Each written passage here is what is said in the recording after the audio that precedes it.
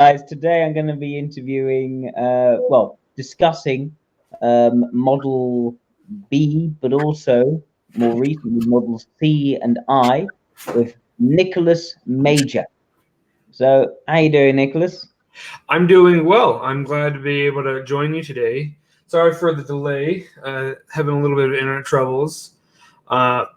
Yeah. So, what should we start with? Like, what piqued your interest, if anything? So, hang on, let me just make sure this is plugged in.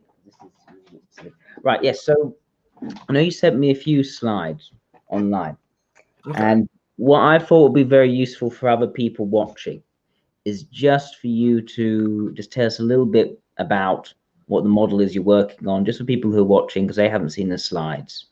Yeah. Okay. So, Where you're coming from, design, make an analysis. Okay. I'll give a little bit of a brief history for myself as well, just to start this off with clarification.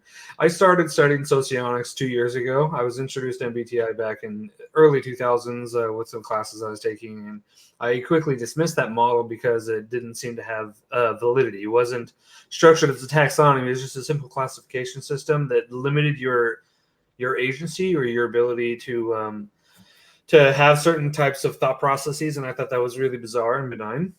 So I dismissed that immediately. Fast forward to 2 years ago, a good friend of mine who's actually now my roommate introduced me to socionics, and with socionics, it structures the entire system as a more or less a rigid taxonomy. That's the breakdown of several dichotomies that you look at and say this is this type of behavior or this type of behavior. Whether or not those are false dichotomies, we don't really know. That's kind of like the point of the research.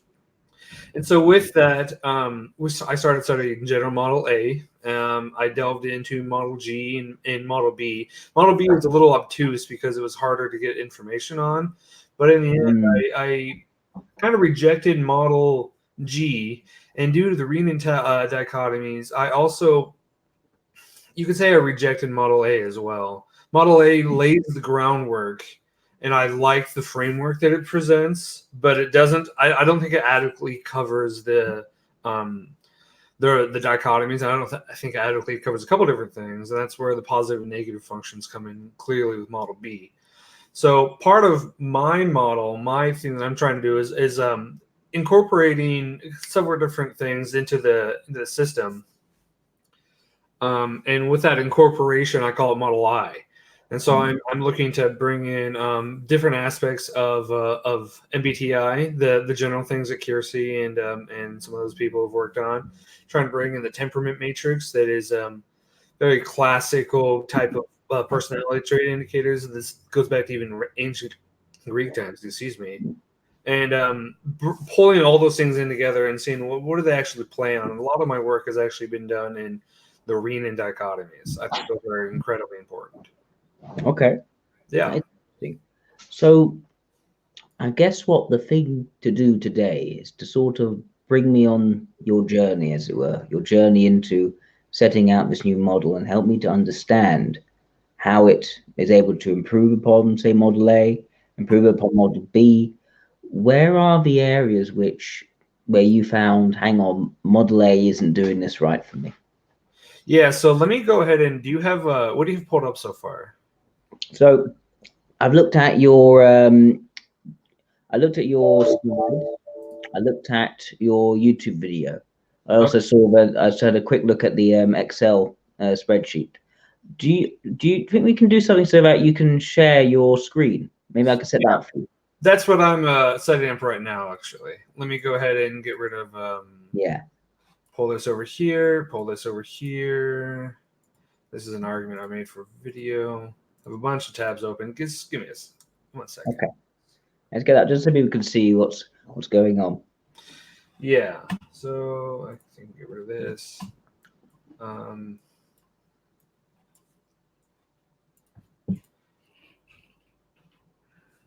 Yeah, that actually might be important as well. Okay.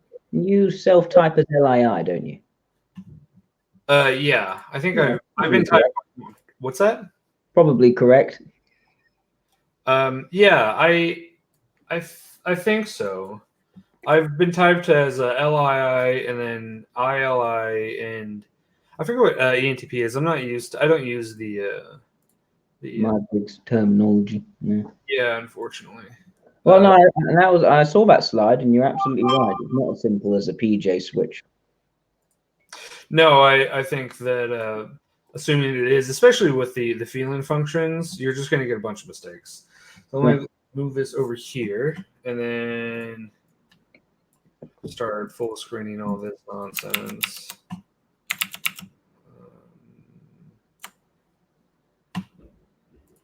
Sorry, a couple more minutes. Right? Okay.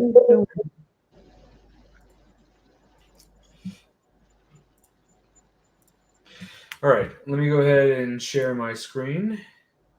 Add this to Chrome.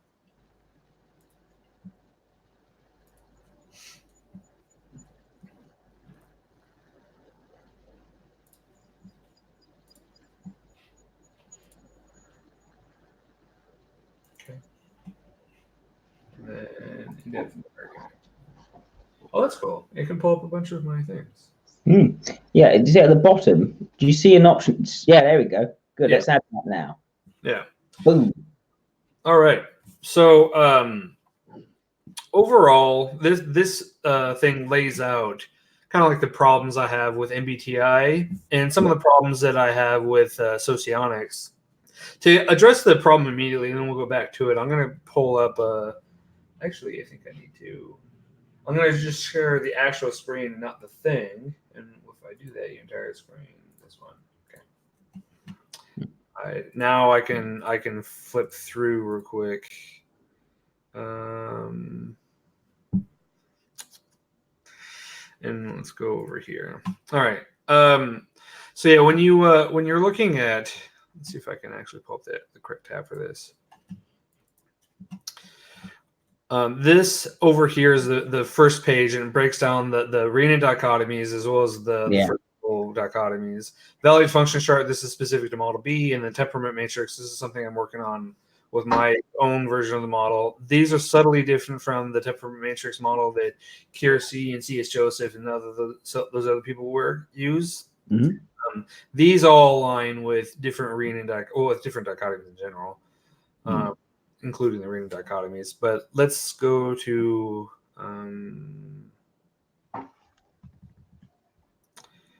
let's see. Actually, I should have a better way of organizing this, but there's so many of these things here that I don't exactly.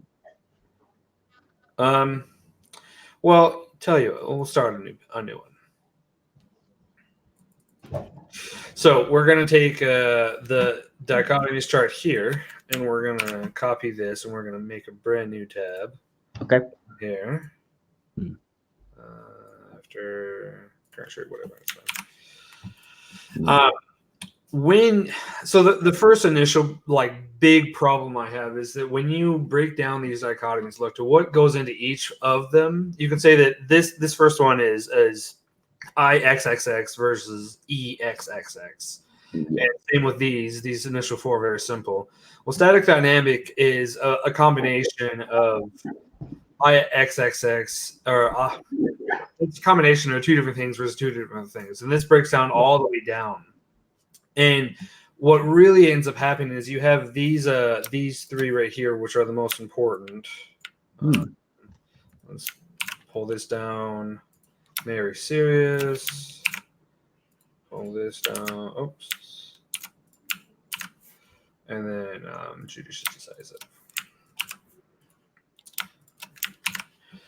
Looking at these three dichotomies right here, if you're trying to break these down based off of their actual letter dichotomies, that's very easy. In fact, the only one you can't break down that way is this asking declaring dichotomy, which I have labeled as DEM for the door. But these three can be broken down via that way. But when you try to interject them into the valued function chart, which we have here on the first page, all of a sudden the valued function charts doesn't quite line up for those dichotomies, and then we can show So as the first thing I'm going to do after we get off this thing is make a full slide for this. Okay. I don't. You If don't it's want it's gonna get if we're gonna get caught up in tables too much, it might not be the best way of proceeding. But just confirm, because I'm having difficulty seeing the little screen, just the way of stream. Oh, How yeah. Okay. so the three. So three of them were serious, Mary serious. Was it? Were the other two? Let's see. Democratic, aristocratic, Mary serious, and Judas decisive. Okay, so the quadra reigning the quadra dichotomies. Yeah. And they break down in Model B. They break down on the valued functions chart. And if you try to assess them using the value function chart, every other dichotomy has a clear delineation or has no discernible pattern on the valued functions chart. These three do. And without without flipping to this positive negative, and this is all I'll say about this quick sentence or a couple sentences. Without flipping to Model B, all of a sudden these don't line up adequately. And that notes a break in the logic of the system, and therefore there's some sort of problem that has to be addressed there. Sorry, Nicholas. Could you just explain that more to me? So, what are they lining up in exactly? Yeah. So if you look, if we're looking here, I'll grab this table and make it so I can mess with it. It's okay. Go down here, and we're trying to look at what these functions line up on. Here I need to scroll out a little bit so I can figure this out. So the democratic aristocratic dichotomy, it plays on the I wish I had a screen on this. So this dichotomy will play on, like, as an example, all positive SI and negative SE, and then all negative NI, positive NE. And then I'll play on something else over here as well with these functions. And the exact opposite. So all the democratic sides will line up on one side of the aspect of valued functions of positive in first ordinance, positive in general, negative in the other way. This introducing this positive negative system, what it does is it kind of fixes this notion here. Whereas if you try to line up these three dichotomies using Model A, what you end up having is there's no discernible pattern for two of the three dichotomies as to why they would be like they would have those functions they valued. So if you used a normal, like a Model A, they value TI, FE, SI, and NE, let's say the alpha quadra. Oh, right. Okay. So in other words, it's not that it doesn't make sense in Model A. It doesn't make sense in Model B how they align up with the positive and negative signs. Yeah, well, no, kind of. It doesn't make sense in Model A when you're looking at the patterns as to, okay, why does, if we take any of these except for these three, any of these dichotomies, say, all right, what are the underlying functions that these types value in order that leads into these conclusions? And what you see for all the other 12 is that every single function has equal representation in the valuation of those dichotomies. Every single one.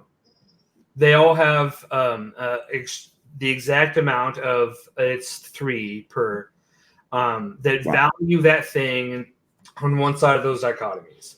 The only 3 that don't have that trait where it's evenly split are the quadra dichotomies. Okay. And could you give me an example of a function which is not evenly split in these 3 dichotomies?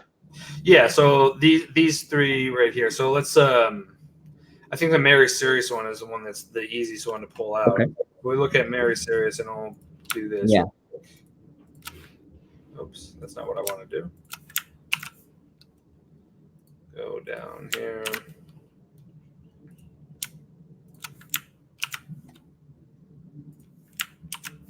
Okay. So the Mary serious dichotomy breaks down the alpha and the beta quadra, right? Yep. And alphas, they value SI, NE, TI, FE. Yep. whereas the beta quadra is SENITEFI, right? So beta, it should be TI and FE. Oh, I'm sorry. I'm being TIFE. And then this is on one side. On the other side, for Sirius, you have for the gammas, you have SENIFITE. Yep. And then for the deltas, which that's correct. You have SI. Please stop. NE. Yeah, that's correct. TEFI. Yes. And so breaking this down, if you look here, I'm not even be using the right one. Like I said, in the future, I will definitely have a thing here. So you have 2 TIs and 2 TEs, and the breakdown here. I'm probably using this as a wrong example. Well, I'm not sure where the asymmetry is. It seems pretty symmetrical to me.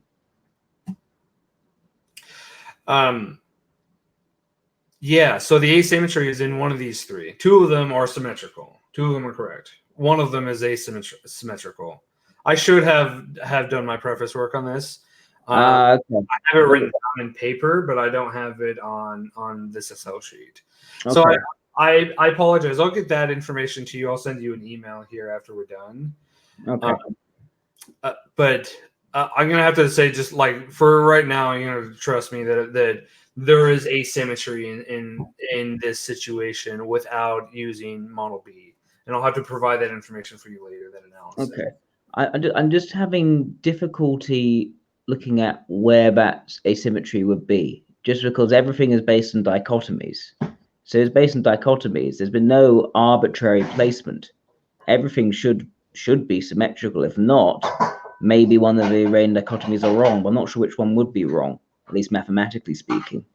Maybe one thing I do notice when I was looking at, say, Model G, I did very clearly and quickly see where things were asymmetrical, like in the placement of the management function. So that was one of my criticisms of Model G, but at least from looking at Rayleigh dichotomies, I'm not sure where there is an asymmetry. So maybe there's been a mistake there. But problem with that is that the dichotomies were derived from Gregor Renan, and to say there's a problem with the dichotomy is kind of like begging the question in that sort of sense. The dichotomies were set up specifically in the way that they were set up because that's the only way they logically follow, or the system will logically follow. And so you following that logic chain, then, and like I said, I apologize for not having this set up in advance. I have it. It's okay, don't worry. I'm just, I guess, looking through some of your slides, Nicholas. I noticed that you go very quickly into Model B and start going into signs, and also looking at some of the definitions. I remember you said in your video that you want to discuss some of those definitions. Yes. Yes. So, well, it was interesting to me looking at, say, how you defined sensation. How would you define sensation, and then extrovert sensation versus introverted sensation? Yeah, so sensation is an interesting one, and my slides are kind of silly, and I'll pull up to the hierarchy one. Sorry, let me get rid of this. I apologize. So the S functions, they're kind of they're very nebulous. Same with everything else, and this nebulous aspect of them makes it so there's a lot of contention between the definitions. So I'm trying to tie them to other aspects of psychology. And one of those aspects of psychology is the adherence to hierarchies, which hierarchies are man-made constructs. You make a hierarchy in your head. You assort things based off of some sort of order. And that's really what I think the S functions are doing. And that's the underlying thing that people look at. SI is memory or something like that, and SE is taking action or something like that. I've heard of people saying SE is inducing chaos into the system. I think to some degree that's correct, but the underlying thing that's happening there is your S functions are assessing the physical world. And so when I say assessing hierarchies, that's really what I mean. hierarchies are the underlying thing that they're actually assessing, because that's the process in which they do the assessment of the physical world. So these are the definitions initially for Myers-Briggs and socionics. And then let's see. My definitions for these, let's see if I can pull them up here, are here. So I've got a chart here so I can look at it as well. Okay. Yeah. Yeah. So let me go ahead and zoom in a little bit for the audience. Yeah. Thank you. Actually, for here, I can probably just where the fuck is the button? Whatever. Oops. I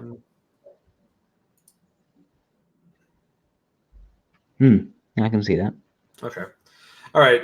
So when you're taking in the positive and negative aspects of the system, or in the system, all of a sudden the description for each of the function becomes a lot more nuanced, and also kind of falls in the same problem where you can argue that I'm just talking about semantics here, but it's the ordinances in which way the person is trying to use said information in order to accomplish something.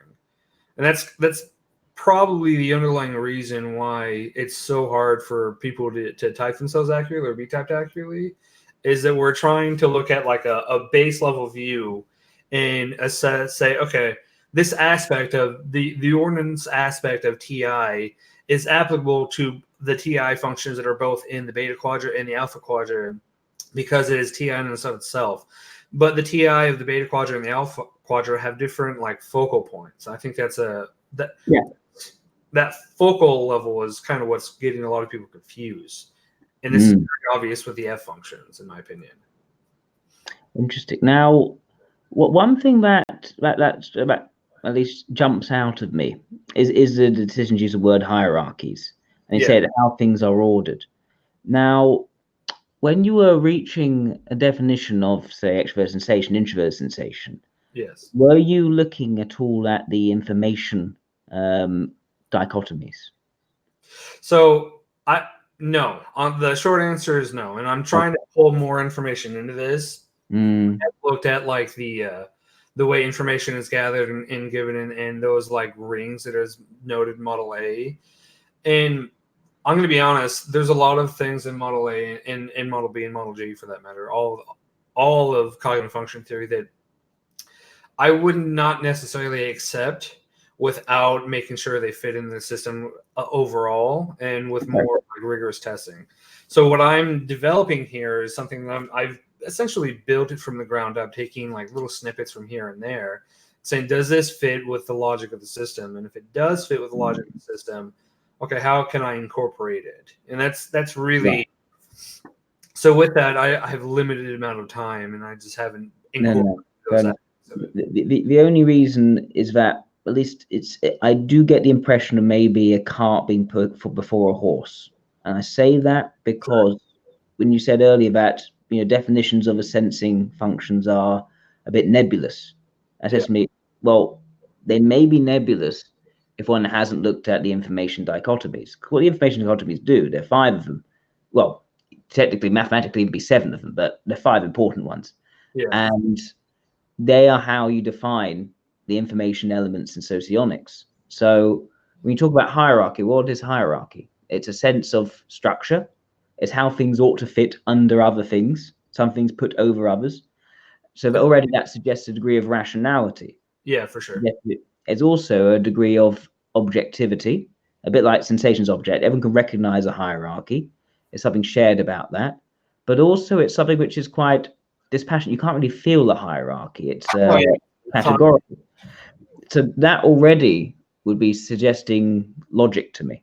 And not only that, but it's a logic of relationships between things. It's a structure, internally consistent thing, rather than something that's continuously changing. It's meant to be set. It would automatically be introverted logic. So I disagree. I don't think it's objective in the slightest. I think two people can come to the same conclusion about something and still be very subjective. Just like if you were going to, are you familiar with the concepts of a priori and a posteriori knowledge? Exactly. Now, I'd say it's very much a priori. I disagree completely. It's not a priori because it's based off of your observations. A priori is simply logic. Me being able to observe a pattern in the physical world and say, this lines up in this way, I'm going to ascertain my set hierarchy to the thing. That's, again, we have to go back to hierarchies are constructs that we develop in our mind. Whether or not they're eponymous or similar to other people's constructs that they've developed in their mind is irrelevant to whether or not they are subjective or objective. I think they are subjective because they're based off of a posteriori knowledge. They are not based off of a priori knowledge. You use the a priori knowledge to judge whether or not like your sensing functions has accurately determined what's going on there in some capacity. But in and of itself, it's the sensing functions is the process of doing things, of interacting with the physical world, not necessarily judging the physical world or the parameters. Now that's interesting. So if something you put together in your mind, so it's already coming from within your head rather than the external world, wouldn't that suggest it is subjective? Yes. Okay. I agree completely. And then wouldn't it also suggest that it isn't about experience of how things are working? So it'd be a priori rather than a posteriori. Well, it's your observations of how things are working. Clarify for me real quick, because I don't see how it would be a priori in the slightest. Well, okay. So, for instance, hierarchies can be instantiated in real physical things. But before that, it's about working out what comes before what follows from what. This idea of, say, a basic principle, an axiom, and what follows on from that. That suggests hierarchy. This goes before this. Yeah. So are you familiar with how calculus was derived? In terms of Leibniz or in terms of Newton? Let's use Newton for the sake of the argument, because I'm sure Leibniz's like approach was different, but I know Newton's approach a little more applicable. I think Leibniz's approach is very similar, though. But okay, so do you want to explain Newton real quick for me, or do you want me to explain it? Go on. You should go ahead. Okay, so Newton derived calculus by looking at the movement of celestial bodies and realizing that they don't have a perfectly symmetrical orbiting pattern. Yeah. And due to that, he said, okay, gravity is a thing that pulls them in certain directions. So large celestial bodies, or celestial bodies in general, anything actually has a gravitational effect on the thing and pulls it here and there. And that's the reason why our orbiting patterns are not perfectly symmetrical around a singular celestial body. They're being pulled by others, right? Okay. And that he the calculus that went into mathematics, the Mathematica or whatever the book was called, I forget. Said, all right, now in order for us to figure out these basic, like a derivative equations, we need to measure the underside area of a curve, and then use that information to derive the slope of the curve at that point in time at that derivative. And that's effectively what calculus is at base level. Okay, so very a posteriori. What's that? So very much a posteriori. Exactly. A posteriori knowledge. That's exactly what that is. Now, there is a priori mathematical proof for calculus. Are you familiar with the a priori proof? I've never been much of a mathematician, I'm afraid. I don't know it well enough to explain it to you or the audience, but there is a mathematical proof for that is not based off of any of your physical senses in any capacity. And in order, it's called the epsilon delta method or whatever the fuck. I apologize. I didn't mean to swear. That was my bad. It's called. Did you swear? I didn't hear you.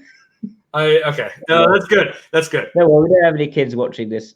Yeah, it's called the epsilon delta proof method for calculus or derivatives. Yeah. And the point that I'm trying to make is that you can come to a logical conclusion using a posterior knowledge, and then you can use that logic basis as a framework for other things. When you use that logic you initially get, have you ever done a Sudoku? Yeah. Okay. When you use the logic that you get from observing other things and you make it fit into the framework, you can pull it down to like these logical structures. Like if this is this way, then therefore this must be this way. And then pull backwards from that, you can arrive at an a priori position. What you're doing with your senses, and then the reason why it's still not a priori is because you have a very let's assume that you're a perfect moral agent and you have the ability to assess hierarchies perfectly.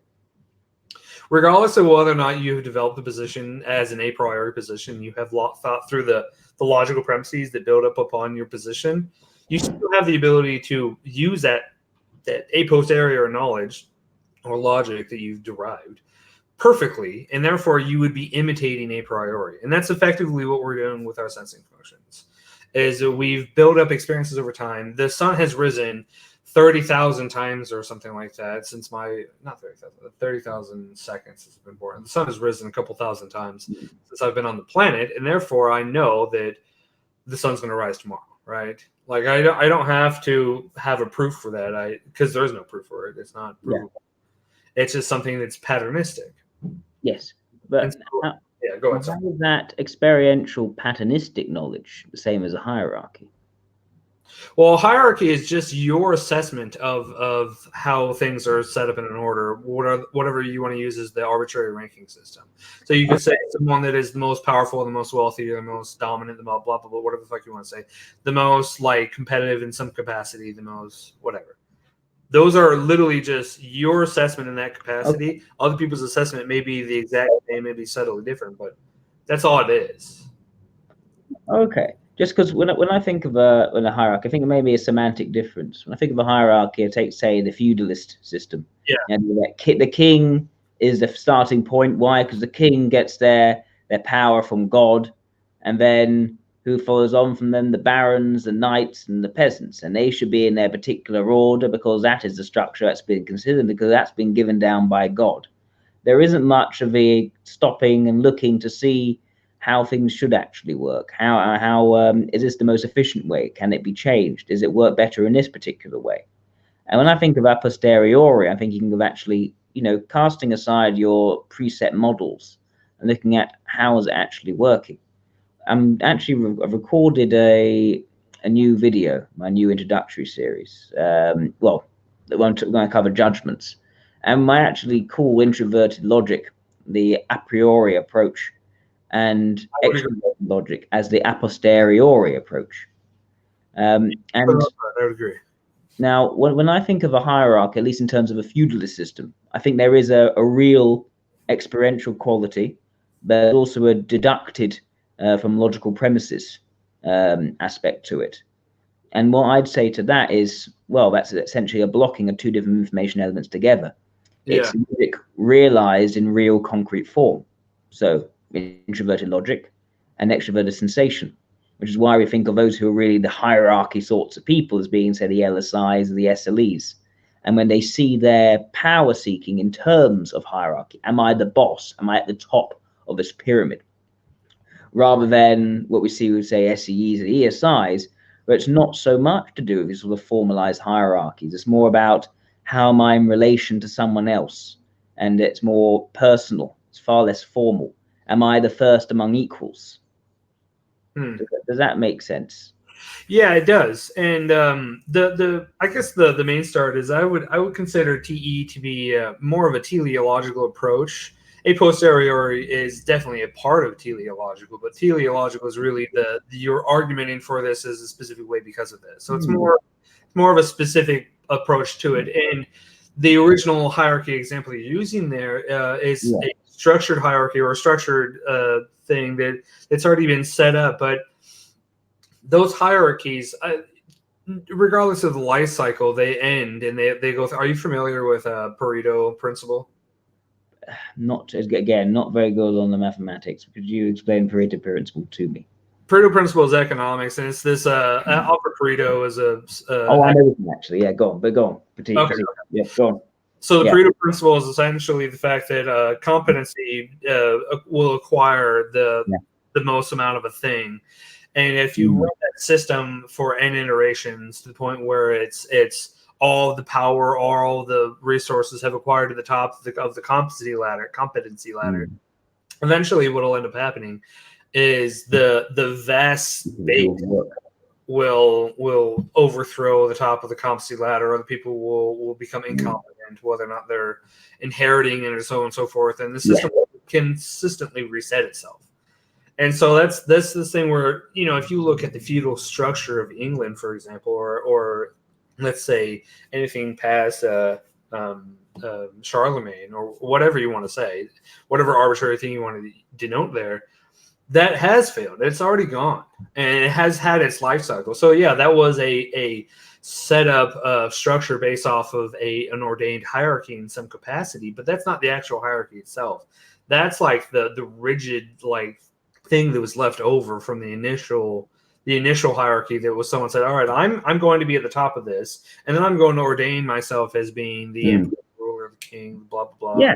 And these are my subjects. So that established hierarchy does not go against the notion of non-established hierarchies. And this goes back to the thing that hierarchies are, again, a thing in your mind that you construe over all sorts of things. You can have a hierarchy of your rocks that you appreciate more, or anything. They're completely arbitrary. And you shouldn't focus on the ones that are established, because those are just examples of like really easy derivatives. Essentially, they're not actually hierarchies are. Well, semantics. I agree. Yeah. Okay. But also, even then, like, that's the clear clash between what has been set out as the hierarchy in a sort of a priori sense, and then how people actually are shown to vary as individuals in their levels of competence. And so naturally, that hierarchy gets broken, and a new hierarchy ends up being the case. And things are actually more in a continuous flux than they are set for all time. And I'd say that's a typical example of the competition, or the conflict between introverted logic and extroverted logic. And that those who are inclined to still see things as set hierarchies would be more the introverted logic approach, whereas they say, no, it depends. Often it's the case where the person in charge isn't the person who actually has most of the competence. They're just there because they've inherited it. And eventually they'll be overthrown by someone who has no high bearing, high breeding, but has far more competence. Yeah, for sure. I think that level of analysis definitely is TE and TI. Yeah. And I think the problem is if you set aside that assessment and that capacity, that income of information to the judging functions, all of a sudden your sensing functions, like I said, they get to the point where they have no real meaning. And that's not necessarily what I'm trying to fix, but it does play out as a process. Are you familiar with E? I know I keep going to math things, but math is a priori logic, so I'm going to keep using it as reference. So what do you mean by interest? Are you familiar with compound interest? No, I said I'm really not a good mathematician, so you can school me in mathematics, and that would be very helpful. Yeah, so like the point I want to make is it's fairly basic. Is when you say you have going back to grade school, you have PERT or whatever, the amount of money that you have, the interest you gain. If you look at that and you assess it a finite number of times, you'll get little snapshots that keep going, right?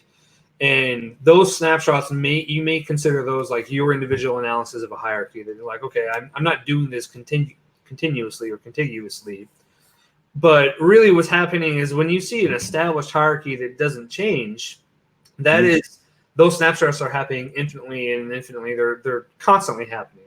And the entire system is constantly like that. It turns into a moving picture almost, where like you can see the curve of the line that goes up. Oh, okay, here's some stability, and then drops back down, and then creates a sine wave of hierarchy established. That makes a lot of sense to me, and I see that as the clash between static and dynamic, and how TISC together with a static way of viewing it, whereas a dynamic way of viewing it would be far more TESI. Yeah, so one of the issues with that is that the static dynamic dichotomy doesn't even break down along those lines exactly. It has an even function breakdown between all of those functions. So, I mean, that may be true that that's what it is, and you may be able to derive that if you're an extrovert or an introvert, you're going to have a static approach and a dynamic approach in that capacity.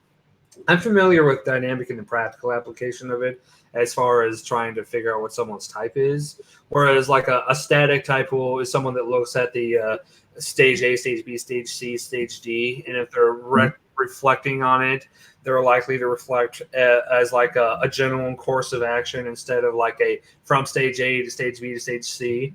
whereas a dynamic approach is going to look at as the relations between stage A, stage B, stage C. But when they're reflecting on it, they're going to actually reflect back on, we did A, then B, then C. I'm not sure anything as specific as that. It just goes down to whether you see things in terms of fixed snapshots or you see it in terms of continuous flux. And I think the idea of a hierarchy is a good example of someone trying to put static on something which can also be viewed as dynamic. Yeah, well, the point I was making, I want to make, excuse me, is that if the temporal analysis of a static or dynamic type changes depending on whether or not you're talking about present tense, future tense, or past tense. And so, like, you're saying that that static dynamic lines up on this axiom of TISE and SI and TE. But the problem with that is that it lines up maybe on that way at when you're looking at one specific frame of time, such as the present tense or the past tense, but it won't line up on all of them. And that's because all the functions value have some sort of inherent value in the static dynamic dichotomy. It's not broken down upon any specific function like that. Well, it's broke the way of, well, it's a fair to say it's broken down is by the mental and vital functions. So the idea of essentially how you tend to perceive it, how you tend to frame it, how you tend to deal with it in a more public way rather than private way for yourself. So when it comes to, for instance, an LSI, right, could easily try to see things in a sort of a dynamic way, but they just have a preference for seeing it in that more static way, things being broken down to its parts rather than them being seen holistically. And the SLI or LSE will prefer to see it holistically and just choose to evaluate their logic and their sensation in that holistic way. But yeah, I think we're also going off on the tangent here as well, which is for sure. Yeah. Okay. What I'll say is this: how does hierarchy make sense for introverted sensation? Well, okay. So the one thing to note here is that introverted sensing, both positive and negative aspects, have to do with hierarchies, and both aspects of SE have to do with kind of using the hierarchies or interplaying with the physical world. And these pair up together. So negative SI pairs with a positive SE. And the reason why SI is something to do with hierarchies, it's really your position in the hierarchy. And so, like, if your comfort level or your status, whatever you want to say, it depends on what quadrant you're talking about, is how, like, the general breakdown of SI. I'm hesitant to use anything like comfort or memory or anything like that for this, because I think those are like the very superficial analysis of a function. I want to get back to real quick. Well, once you're done replying, there was a question or a comment from Vladimir that I'd like to. Oh, sure. I just wanted to take up on that point about, say, comfort. When I think of introverted sensation, I'd say it's all about that holistic flow of sensory experience and how things are coming together in a more qualitative way. Things that have better quality, it feels better, it's working more conveniently, less wastage of resources, it's got a more positive sensation to it, it feels nicer. And so, yeah, it could be comfort, especially when it's blocked with extroverted ethics. That's about the emotional, sensory feeling of it. It could even be more at convenience of how things are working, things not wasting, which I see is when it's more blocked with more mechanistic extroverted logic. I just have difficulty seeing it in terms of assessing where you are in the hierarchy. I'd say that's looking at power, or authority you may have, and then how that fits into the model or the structure which you've created. Seems to me again more the intersection between introverted logic and extroverted sensation. So if I were to say I have 5 different places to sit, I wanted to rank those from the one I'm most comfortable with to the one I'm least comfortable with. That's a hierarchy. That's exactly what that is. It's a ranking system I've derived in my head. It does sound that way. I'm not sure that's how an introverted sensation type actually would explain or appreciate their physical surroundings rather than a ranking. At least, for instance, I got one of these introverted sensation types just in the next room, and what she tends to do is she just takes the experience as it is and says, "Oh, that's not quite comfortable enough. Oh, this is more comfortable." Yeah. I don't mean to assign any level of judgment to that. What I'm trying to say is that hierarchies themselves are not limited to constructs and power and social dynamics in that capacity that we express them in. A hierarchy is literally just your brain's creating a list of things based off of some sort of criterion on how you judge them or you set them up in order of preference. So, but also the criteria already is going more towards introverted logic. It conveys a certain rationality, a sense of should. This should be here, that should be there, rather than this just is. Sure, okay. Yeah, and that may be a problem with the system in itself. And there's more like an analog or whatever of what exactly is happening there. But I think in general, your ability to put things in said hierarchy or whatever, it's going to work with actually, I have a slide for this. Okay. To show the idea, but it'll work in tandem with its other functions. But also, I'd say if I could take an intuitive approach to hierarchy in terms of saying this idea has more potential than that idea. But that wouldn't have anything to do with sensation, surely. Yeah, and so that kind of breaks down into one of the problems with oh no, that's not what I want to look at. Sorry, I haven't. Your intuition is developed based off of the comprised data of other things that you have looked at and you've passed judgment on. And so this once again goes back to the notion that I'm having trouble finding this one. I'm sorry. That's okay. Don't worry. Take your time. That goes back to the notion that like none of the perceiving functions have any judging criterion and established in them, and they do. You develop your preference. Here it is. You develop your preferences for your sensing functions or your hierarchies or whatever your intuitions, the archetypes that you build with your NI or whatever your idea that you build with your NE. Those are all built off of like your previous experiences and your analysis of said experiences. So like your NI is literally built off of, or your NE. Are you an LI? Where are you? Oh, most people tend to type me ILE. Okay. Anyway, so I'll use myself for example. My NE, my ideation is built off of previous experiences and the assessment of that logic and the creation of new ideation that some capacity. NI is a lot easier to demonstrate that with, but this whole process of your formation of ideation and stuff like that, it goes through your judging functions. It actually goes through all 8 of your functions, but to a lesser degree. And so, like, this is an example of something like this where, start off with having some sort of incoming criterion, and from that you have your infinitely many ideations that are generated, and then it runs through the NI's like future, I guess. I'm not sure if I'm really willing to stick to that. And one of these things, and I know you talked about NI before as timeliness. Timeliness?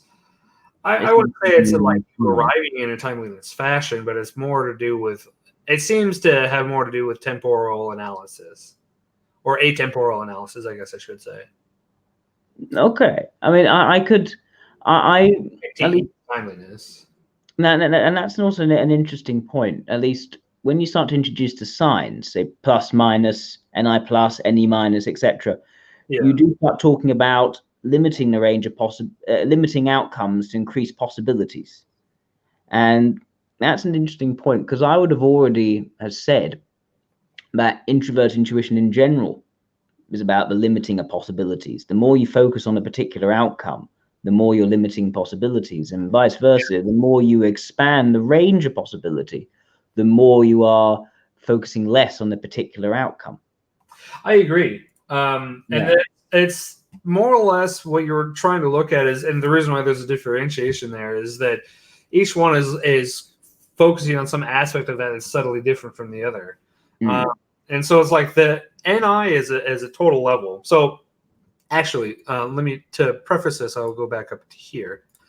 So if we break this down, overall, your ability to think is cognition, and then Jung broke this down based off of perceiving and judging. I actually want to know more about how he came to this conclusion than anything. My argumentation for this is essentially Jung did it. I think Hume. What's that? I think David Hume did it before Jung, actually. Yeah. Okay. If you can link me that, I would really appreciate reading something. I haven't read that much of Hume. I think I talk about it in my introduction. I referred to it a couple of times. It's definitely in the most recent video, part 4. Okay. But it's the idea that you can't derive an ought from an is. Oh, okay. Yeah. Sure. What ought and what is are inevitably separate things. They don't. So that's not okay.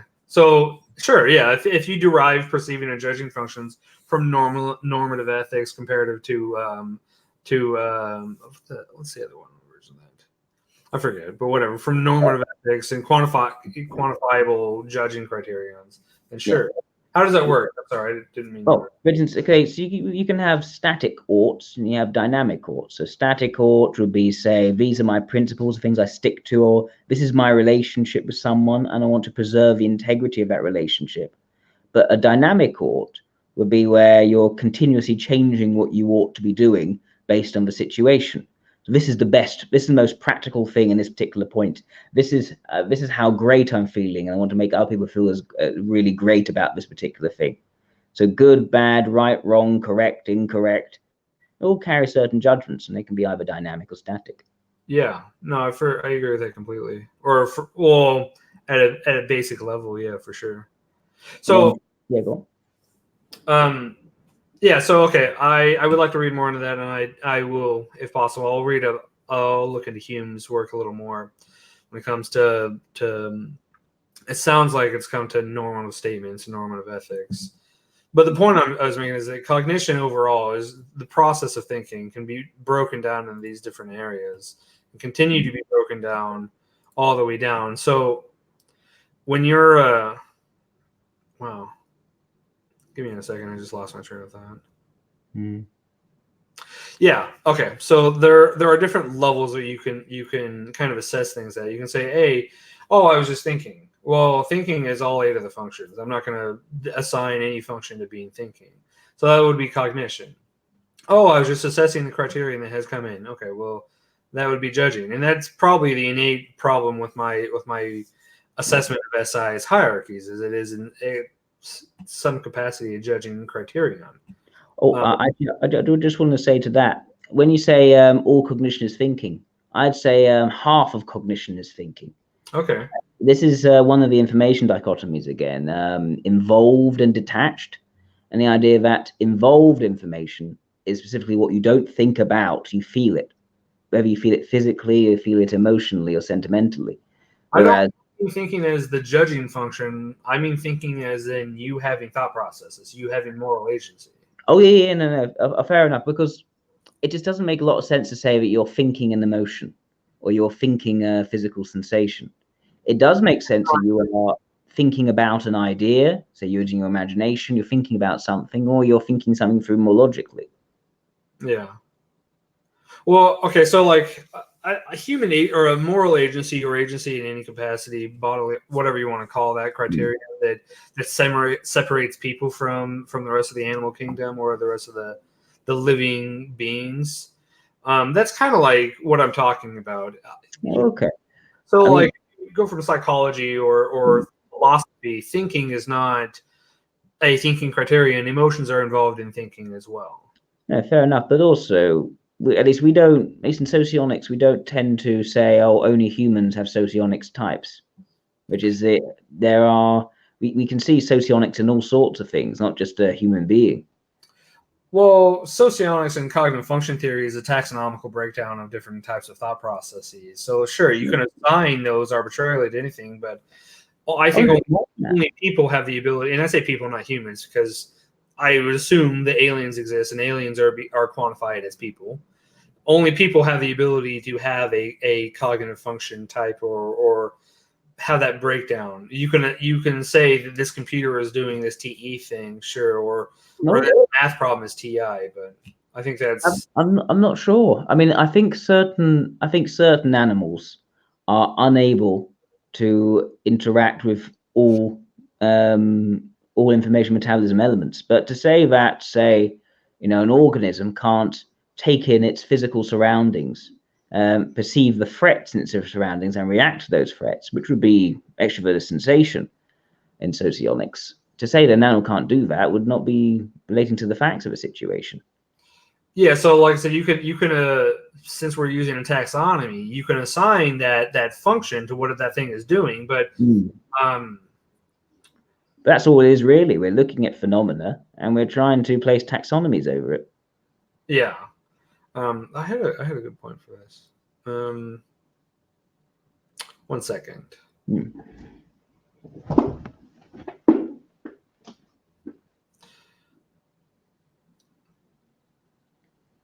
So I think the key difference here is that. Oh yeah, that's right. Are you familiar with the hierarchy of needs, Maslow's hierarchy of needs, or? Yes, I am very familiar. Okay, so Maslow's hierarchy of needs. Do you think those are limited to humans? No, I wouldn't say so. The question is, how far can an animal travel up it? I think an animal can travel up the entire list of Maslow's hierarchy of needs, but Maslow's hierarchy of needs is only the first level of the pyramid. Are you familiar with where the id and the ego take place in the hierarchy, in that hierarchy of needs? When you say the id and the ego, do you mean the Freudian sense? Do you mean in the in the post-Jungian sense? I think it's based off of Freud's work more than anything. Okay. But it has been analyzed post-Jung for sure. But it's the Freudian's idea that the id is your yeah, I think it's the id. I don't really care. The point is the second level of the pyramid of hierarchy of needs are things that are animals don't ever have the ability to get there. You don't care about it if an animal is happy or fulfilled or things like that. Those just aren't really available to them. Their hierarchy of needs is: am I safe, secure? Do I have food? Do I have some sort of shelter? Which all those are kind of like the same thing. Do I have the ability to mate? And the other levels of basic primal needs. And so saying that an animal that has instincts, let's use the lobster as an example, because things. A lobster has instincts and does a bunch of things that are like, okay, this is patternistic of something that has cognition, but it's not a higher level thought process. It is simply just, you could call it programming. Once a being has a theory of mind or the ability to say, I am myself and you are different, we have different levels of knowledge, that's where you really get into cognition. And this kind of pulls back. I'll say this one sentence real quick and then let you go. This pulls back to the basic thing that I want to do with what I call it the incorporation method, is that different areas of psychology and philosophy discuss this ad nauseum. This is not a new topic of conversation. Cognitive function theory in general has been set aside from those because it is a warped system that is not generally accepted. And so trying to bring it back into the system, obviously it's going to marry up with a lot of other principles, and it has to if it's ever going to be accepted. Yeah, I think certainly marrying up different principles would be important. I think the question is making sure that it's internally consistent, and that's important. I think also making sure that things are sort of sorted out earlier in the theoretizing rather than splitting hairs later. Sure, yeah. Sense. Now, at least looking at this model, which you put to plus or minus, bring on Bukalov's model B, and also then or showing how we sort of vary with each particular type. You take, say, the IE as an example, and am I right in saying that? Let me just read it here. When it comes to the IE, where is it? Let's see. Trying to get to the right part.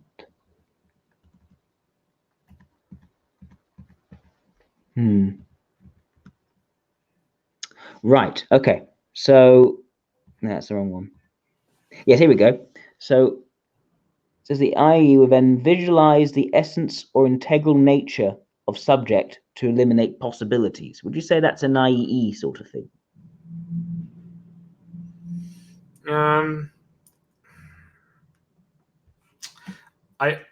So what are you reading again? Sorry, say that again. Right. Reading from your notes, you say that the IE, well, you take negative extrovert intuition / positive introvert intuition, and you say that is visualizing the essence of integral nature of subject to eliminate possibilities.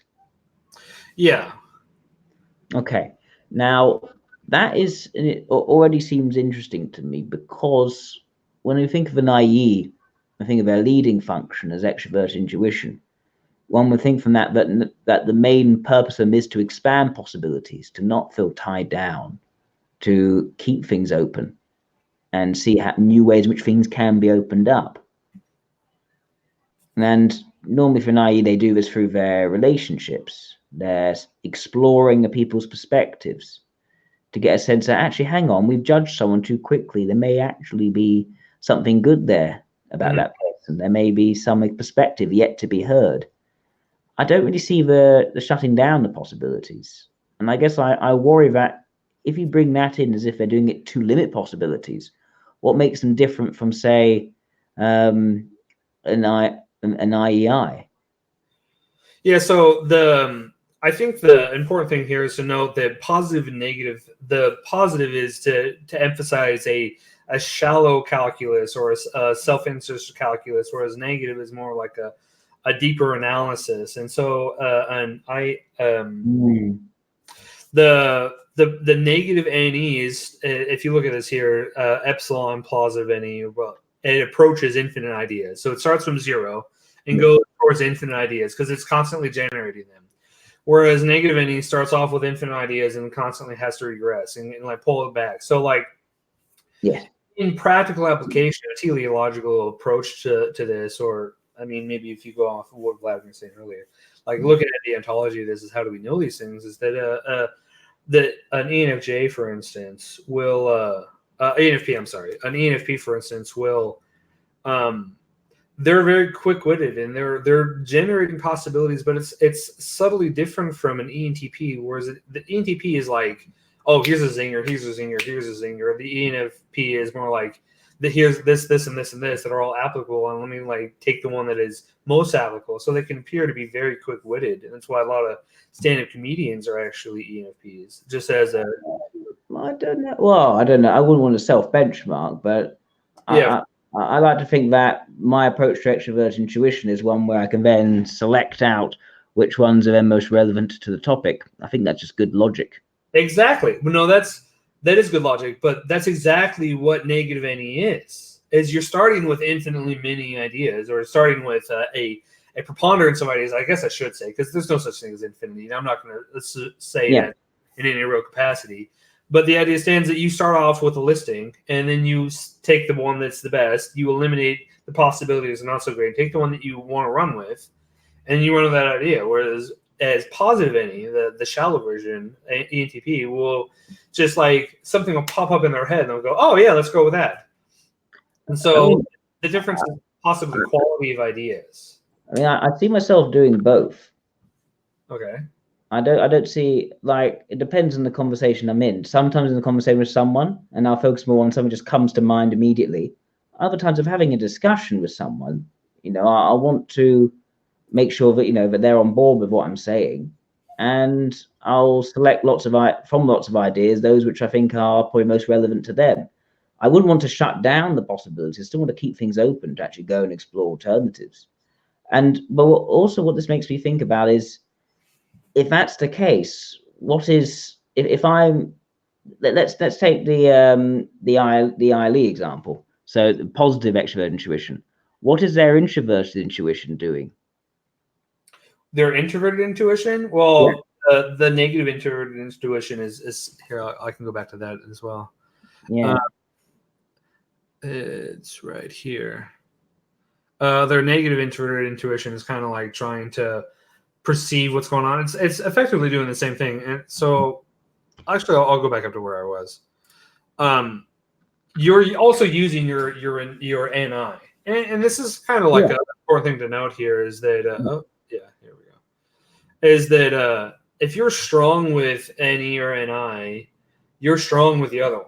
You're strong with all the functions that you put a lot of time into, because this is the importance level that your N functions are being developed at. So an S person is strong at S functions and FT. These are decision-making fit processes that you develop as a child, and they get more and more nuance as you go on. So the reason why sometimes you do both, or you will definitely do both, is because you're using all those functions. They're all working in tandem. You just have a preference for one over the other. So like that makes complete sense. I mean, I think of course we do repress our ignoring function, but it's still there. And the point it's strong because it can still be used and plays a very sort of minor background role when it's required to by our leading function. The leading function called shots. But if we take say a definition of extrovert intuition just on its own, and that would be, at least if it's extroverted, so we'll be increasing the quantity of these abstract perceptions, these ideas. You say extrovert intuition must be the increase of a quantity of abstract ideas or possibilities of potential outcomes. I don't know if I agree with extroversion meaning it's an increase in quantity in any capacity. I think it'd be hard to ever prove that as well. What would extroversion be to you? To be honest, I don't really know. That's a problem with this, is that introversion and extroversion in some capacity is like the process of going outwards with your ideas. In some capacity, extroverted is objective and introverted is subjective. I disagree with both of those. I don't fully know. And that's not something that I'm not willing to say that they're one thing or another, regardless of what the established, it's not even established. Well, but if you're not willing to say if they're one thing or another, why then have a good rationale for putting extroverted intuition and introverted intuition together as two separate things working in tandem, if you're not sure which one is which and what's one and what's identifiable patterns? That's the kind of the point. And again, I'll go back to the original thing with perceiving and judging functions. Is some of this work is built upon, and part of my problem with this is I don't like necessarily working in a framework that is not well established, but I'm attempting to do so because the problem of me building this framework from the ground up would take just as long as it took Jung did, and I probably would never be able to do it and come to very similar conclusions. So I'm going to build upon the work of our forefathers and say, okay, this is an established thing. Let's see if that works from there. So I see. I agree that any and NI different. I just don't know exactly, and I can say any is this qualitatively. I can say any is this thing. Qualitatively, I can say NI is a different thing, but I don't know the exact underlying thing that makes any and NI different. I think we know some like superficial analysis, like we can say, well, NE is the process of like ideation, and NI is the process of like figuring out archetypes or like the links between different things. Those are like superficial analysis of that, and that's kind of what I'm trying to do with going back to the hierarchy thing. Is sorry, go on. But that's also why it seems to me a little bit on the unusual side from my point of view, because I say, at least from my perspective, when I started to put together my understanding of information elements, I started with the information dichotomies, and from doing that, I thought I have quite a clear understanding of each information element and exactly what they do and how they're differentiated from each other. It seems to me that you haven't gone through these information dichotomies at the first point, and so it looks as though you're then working them in later. So the way you describe plus and minus seems very similar to how I would have defined extroverted and introverted, and how that then lends into understanding information element. Yeah, that's a big problem with the positive negative thing, is that I agree with you. It's something that I need to work out more. And the system, but Bukalov system in general needs to be worked out more. Sorry, finishing the statement. What were you saying? And I think that's another problem, that when you're trying to put together different theories to create a new theory, if any of those theories have integral problems, the entire thing ends up with these fundamental flaws built in. It might, I don't know, it might be worth starting just with model A, just leaving out model B for the time being, and just trying to make sure that model A is in, it's fully understood, it's fully comprehended, every bit seems to make sense. Then looking, okay, then what doesn't work just with model A? Okay, what needs to be added while still keeping it all working and keeping it all making sense internally? So one of the things about that is I feel I have a very solid understanding of most of the dichotomies, but it's all things I learned by myself or I learned with a friend or whatever. It's not really Yeah. a bed of knowledge to pull from except for what I was able to abstract myself. I know that's I'm not I'm not like blaming you or anything like that. Yeah. It's not your fault because this information is not really out there. I was lucky in that I came across the information dichotomies, and they were really revolutionary for me in terms of understanding how each information element is defined. It helped me to then build up my descriptions. And that's basically what I'm doing in the videos I'm recording now. I've done it for perceptions, and now I've just finished filming for judgments. But I think if you don't have that, then it's very difficult to have a good understanding of socionics beyond just the vague and superficial. Yeah, I think I would like to assess my understanding a little further, just based off that, because I think I do have a better understanding than what I'm leading on in that capacity. Yeah, fair. I'm going to respond to chat a little bit because they have been talking a little bit. And that's the thing. You're clearly an intelligent fellow, clearly a very intelligent fellow. You've put together this model. It seems to me that you haven't had that piece. And if you had that piece, you wouldn't have then added in some extra structure later on. But the fact, and it shows that you're intelligent because you've seen there is a need for that structure somewhere. You're just not sure where to put it. But if you put it before rather than after, things could maybe align a lot more consistently. Yeah, I'd like to look into that more. If you can send me some information or further conversation on that, I'd be very interested in doing that. Thank you. I'll definitely do that for you. I would really appreciate that. I do want to reply to the chat real quick because go on. Feel free to do that because I know I've kept you quite a bit on that. Real quick, so Amanda, I'm not going to respond to your first one because I don't exactly know the appropriate way for me to respond. But the second thing you said, easy to write Jack off as dogmatic.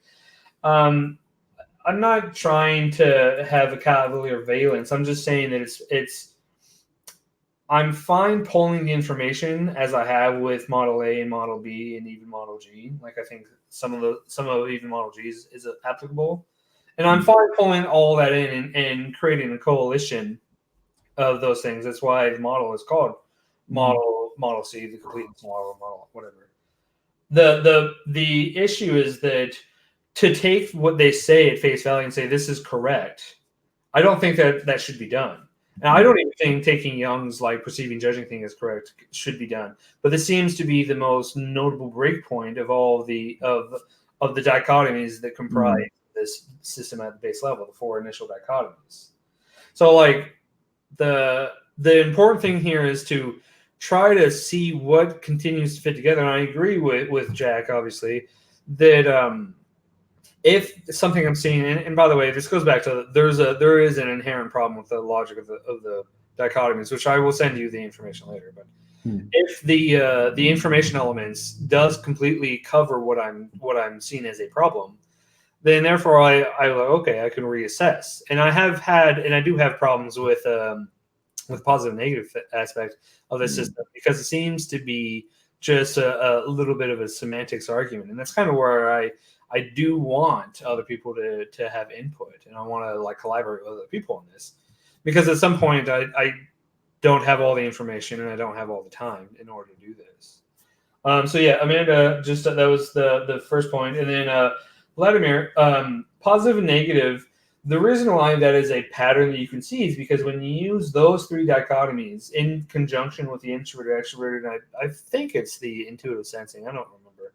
I don't really care. But when you use those in contrast, you end up with pulling out those specific dichotomies as areas of interest where you're like, oh, these things interact in this way, and it causes this dichotomy, one of those tier 4 dichotomies to come out. those aren't the only times where you use positive and negative.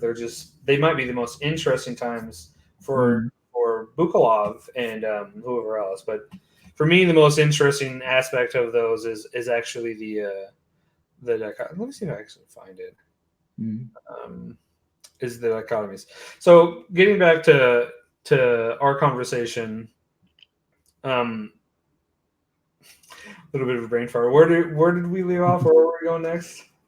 Oh, I think we should wrap up soon. Just because I know we've been talking for a while. I know Zara is getting Zara wants to watch some telly with me at some point.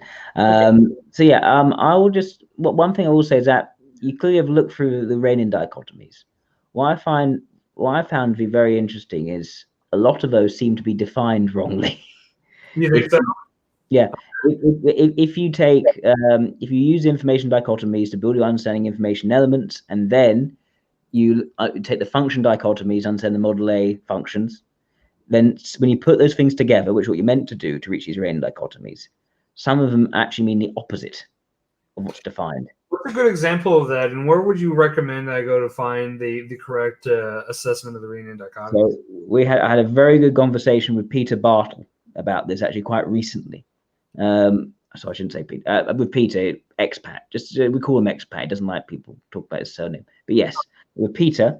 And if you watch that, that will basically show us talking about the Renin dichotomies and where they don't make sense. If you go to say Wikisocion and you type in strategic and tactical, it says that one revises their methods to suit their goals. And they say that's something which a tactical type does, that you're actually revising and change your methods to suit your goals which are set. Why on earth would a strategist so why would a tactician change up their goals so change up their methods for the sake of their goals? Surely if they are tactical, they won't be doing it. Yeah, the tactical will change their goals to suit their methods. Yeah. Because they're focused on the short term more than the long term. Oh, sorry, let's have it in front of me. Either way, it makes Annihilate, and not Annihilate, it's not the one which makes, actually that makes more sense for Annihilate. It's for the SLE and IEI and SCE and ILI, where it just doesn't make any sense. So a situation where the SCE is a type which is suddenly focused on these outcomes and its methods don't matter so much. Whereas an IEI is suddenly focused on the methods and the long-term outcomes don't matter so much. It seems topsy-turvy. Yeah, for sure. And that's one of the things about this is that I don't particularly put a lot of stock into the logic underneath of the system, because that's something that, as you pointed out earlier, the analysis it's not there yet. That's like, I wouldn't say that like, oh, I'm going to identify or I'm going to look at this dichotomy based off of the interactions of the pre-established interactions of an ESFP or SE, whatever you want to say, because that's not exactly the approach that I think is correct here. Because ontologically, we don't know which one is true, and so I refrain from doing that. Also, I think the example you use, not to say that your point doesn't have merit, but the example you use, I'm pretty sure it's the other way around. The tactical is the one that's interested in short term, and strategic is long term. Which it should be that. What's that? It should be that. I'm not sure. Let me just. How I analyzed it to be. Let's see. Here we go. I go on Wikisocion. Right. Tactics focuses on methods and manipulates them with goals unsettled. Okay. No, fair enough. And strategy focuses on goals and manipulates them with methods unsettled. Okay, that makes sense.